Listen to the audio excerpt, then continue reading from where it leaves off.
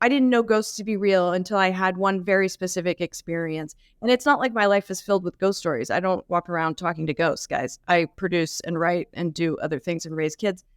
I am very rational, but what I've come to realize for myself is that uh, realizing that there's something beyond us is rational. And the universe is a very complex, mysterious place, and I just never believed that when we die, we really just disintegrate.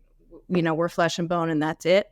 And I think part of that came from being present for someone's death and realizing that when they left their body, it was like their energy, their spirit. You can't even explain it unless you've really experienced it.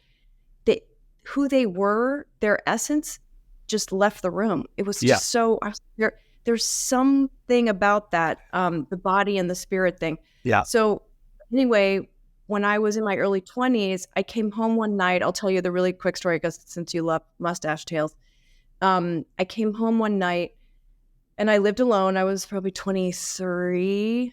And I opened my door, and women have a sixth sense for feeling someone's in the house. We just do. So I opened the door. It's dark in my little apartment, and I had a shotgun apartment in Laurel Canyon. And I had like the hair on the back of my neck stood up, and I thought, oh fuck, is someone hiding in my apartment?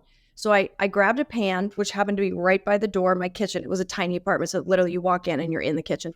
I grab a pan, I flip on the light, and I go like that. I just look down. I can see my whole apartment with one look.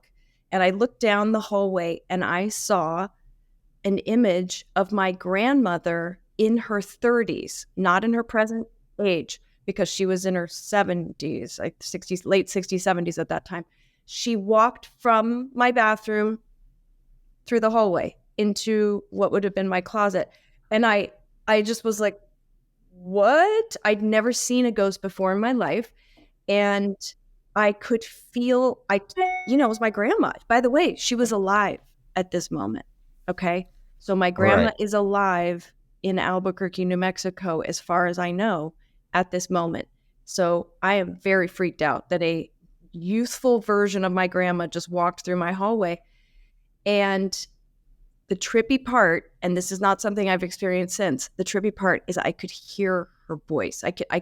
It was like it was not audible, but it like was transmitting. It was very strange, you guys. And basically my grandma was bipolar and a severe alcoholic. And her main message was she was apologizing for all the harm she had caused. And she wanted me to tell my family that she was sorry and that that's not who she really was, that was her body, that was her brain. It was not actually who she is. And she basically passed out like a bunch of apologies and some very specific ones to my mom, to my aunt, to my grandpa. Needless to say. Pass them out. In what way did you hear her passing those messages out to those people? Like you felt it? It wasn't like was it verbiage? It was like a typewriter in my head. I can't explain it. It was very specific messages, including like things to my grandpa, like, I'm going to send him somebody else and, tell him anytime he sees a rainstorm coming, it's me, I'm sending my love. Like really specific things. And so then she's gone, disappeared. Whoa. And I have the feeling that I am, instead of sad, I am the most elated I've ever been. I cannot explain it.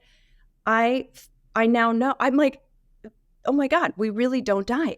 I'm so elated by this experience and this information, and that my grandma's okay, that she's not, suffering on the other side, that I'm ready to, it's like the party. I'm ready to, I want to go dancing. And my phone rings and it's my mom, and she's hysterically crying. And she says, Grandma died.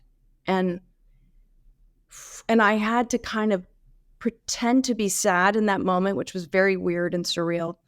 And I got on a plane immediately, flew home, and it was too much for my family for me to say, hey, I saw Grandma, guys, right before you called me. It was too much for them to take in. So I just said, I fell asleep on the plane. I had a dream on the plane. And grandma came to me in the dream, and this is what she said. And I passed out all the messages, and I fell asleep that afternoon. I took a nap. I was exhausted by this whole thing. And I took a nap, and I woke up, and it was pouring out. I mean, pouring rain, which was a very odd time for it to be raining in New Mexico. And I came down, and my grandpa was like, okay, I hear you, you know. Uh-huh. So anyway, that was my one like serious ghost experience. And since then, I have remained open-minded and had, you know, different kinds of smaller experiences. But that was the one for me that was like, I basically said, guys, I'm good. I get it. I don't need to have any more ghost experiences. Mustache Tales.